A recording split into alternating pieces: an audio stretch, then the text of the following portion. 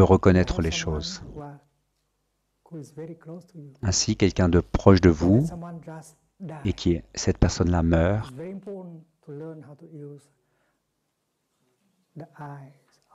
alors nous devons apprendre à utiliser les yeux d'être sans forme, de voir sans forme.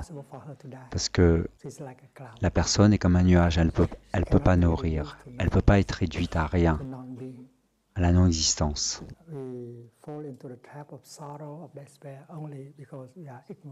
Et nous tombons dans le chagrin, dans le désespoir, parce que vraiment nous sommes ignorants. Nous n'avons pas les yeux qui permettent de voir le sans forme. Avec les yeux pouvant voir le sans forme, nous pouvons voir très facilement le Bouddha. Il est proche de nous, à l'intérieur de nous.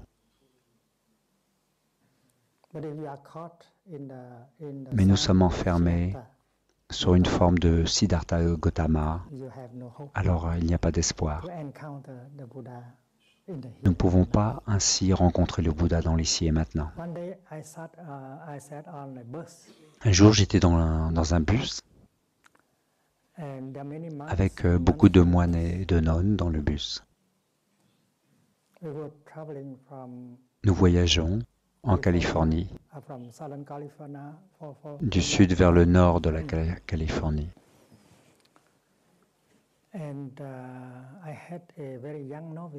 Et j'avais un jeune novice assis à côté de moi. Et il me versait des nuages, du thé.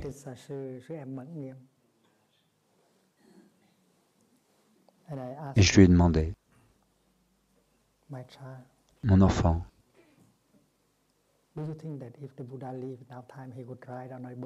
est-ce que vous croyez que si le Bouddha vivait à notre époque, il prendrait le bus comme nous?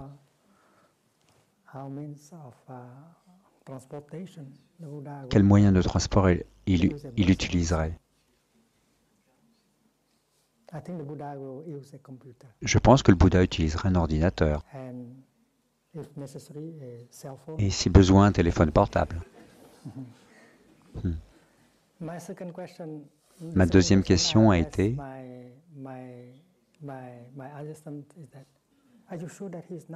êtes-vous sûr qu'il n'est pas dans le bus?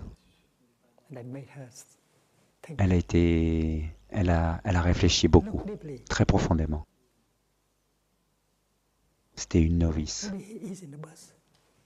Oui. Et oui, sans doute, il est dans le bus. Ainsi, on peut penser que le Bouddha est loin, mais non, il est à l'intérieur de nous. Peut-être qu'il est dans chaque cellule de notre corps et assis à côté de nous, très proche.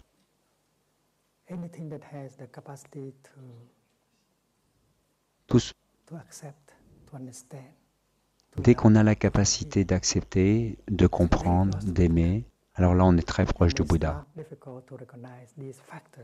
Ce n'est pas difficile de reconnaître ces aspects, ces facteurs dans la vie quotidienne. Seulement les ignorants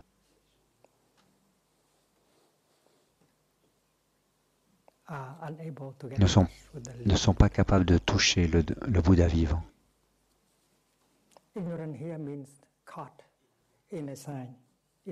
Ignorant veut dire ici attrapé, emprisonné par les apparences, par les formes, par les notions, par les idées.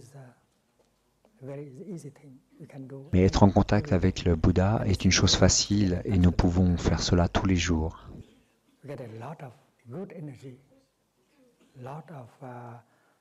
Et ainsi, ça va développer une très bonne énergie, de la liberté, de la joie aussi. On devrait vivre ainsi notre vie quotidienne,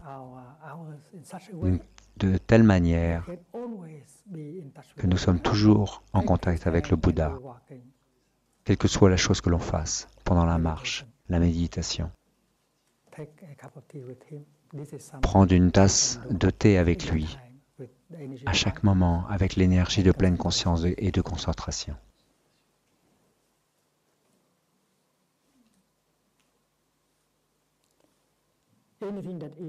Imaginez qu'il est vivant. Ce n'est pas pareil. Comme un arbre. Pour être vivant, l'arbre doit pousser, grandir. Alors c'est le miracle de l'impermanence. On ne devrait pas se plaindre de l'impermanence.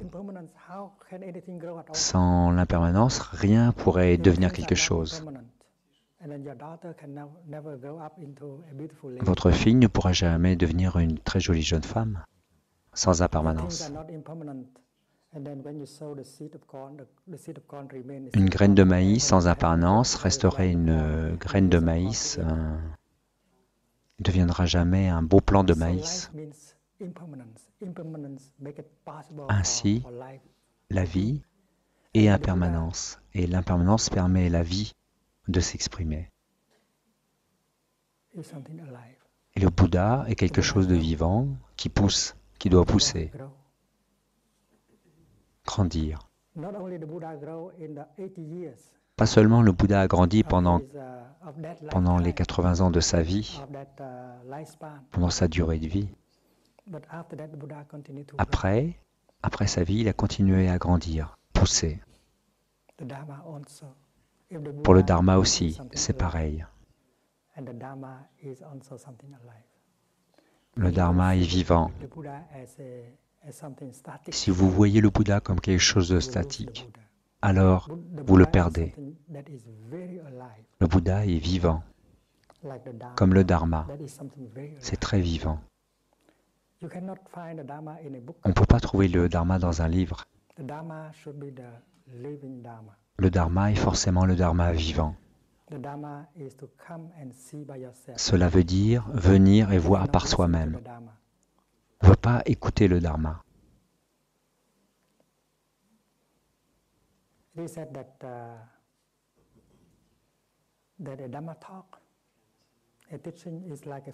J'ai déjà dit qu'un Dharma talk, un enseignement du Dharma, c'est comme un doigt qui indique la lune ou une lampe. Et si vous êtes attrapé par la forme, par le doigt, et vous dites ceci, la lune, c'est pas juste. Alors, l'enseignement du Dharma, ce n'est pas le Dharma, ce n'est pas du Dharma vivant. L'enseignement du Dharma, c'est juste pour indiquer le Dharma vivant, qui est proche, comme l'arbre du Bouddha, comme l'arbre de l'éveil.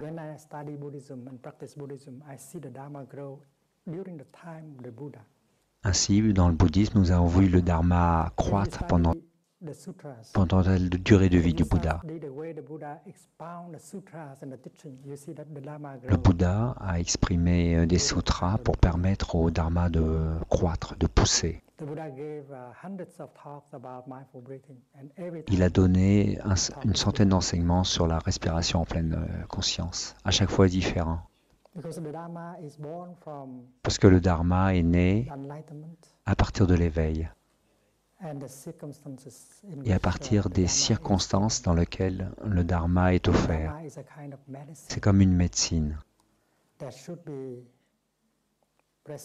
qui devrait être prescrite avec intelligence.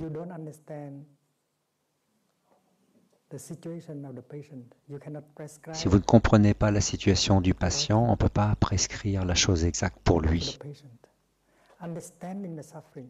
Comprendre ses difficultés, sa souffrance, comprendre la société. Si on ne comprend pas ça, on ne veut pas prescrire quelque chose qui va limiter la souffrance. Alors ça ne va pas le guérir, ça ne va pas guérir la société, ça ne va pas guérir l'environnement. Alors le Dharma doit être le Dharma vivant, pas un Dharma que l'on va mettre dans une boîte, dans un enregistrement, dans un livre, dans une cassette.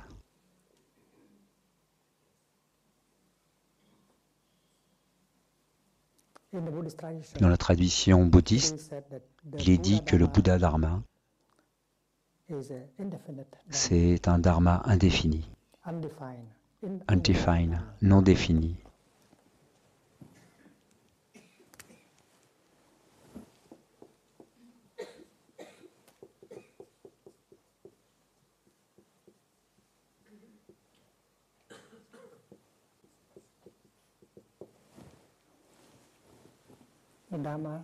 Le dharma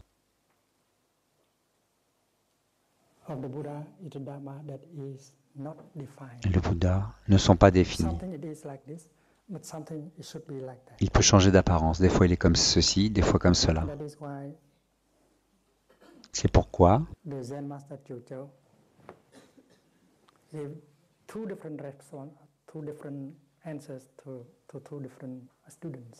ainsi un grand maître, un grand patriarche a donné 2 réponses différentes à la même question. Un disciple a dit, mon enseignant, est-ce que le chien a la nature de Bouddha? Et il a répondu oui. Et un autre disciple est venu et lui a posé la même question. Et le même enseignant a dit non. Oui, yes, c'est le dharma, et no, non, c'est aussi le dharma. Parce que pour la première personne, le oui, yes, va l'aider. Et pour la deuxième personne, le oui pourrait l'enfermer dans son ignorance. Alors le dharma doit être offert d'une manière très intelligente. D'une manière très très intelligente. On doit comprendre la mentalité de la personne. On doit comprendre sa profonde souffrance pour lui donner le juste enseignement, la bonne pratique. Si on n'a pas accès à la souffrance, alors ce n'est pas la peine de parler du dharma.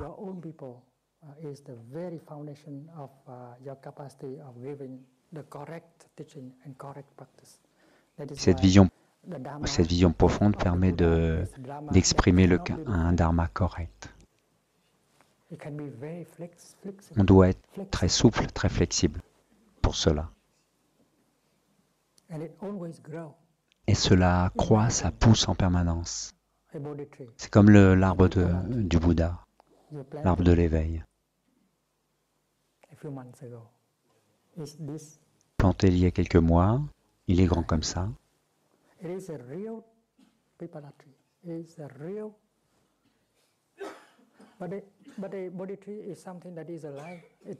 Il va pousser, l'arbre de l'éveil va pousser, il ne va pas rester comme ça.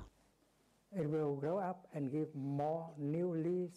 va s'agrandir, avoir des nouvelles branches, des feuilles nouvelles. Et de temps en temps, il va offrir des fleurs, des fruits.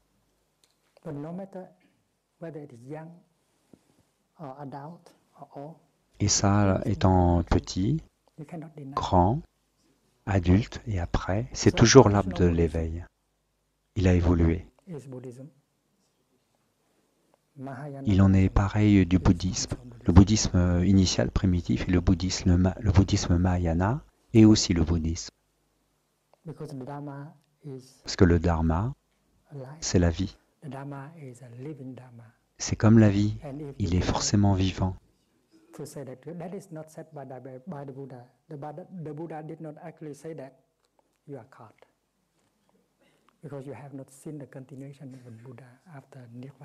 Alors on doit voir la continuation du Bouddha après son nirvana, le paranirvana et tout.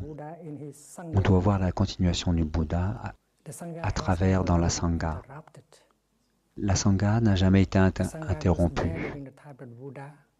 Elle a été là à l'époque du Bouddha et elle était là à sa mort et après.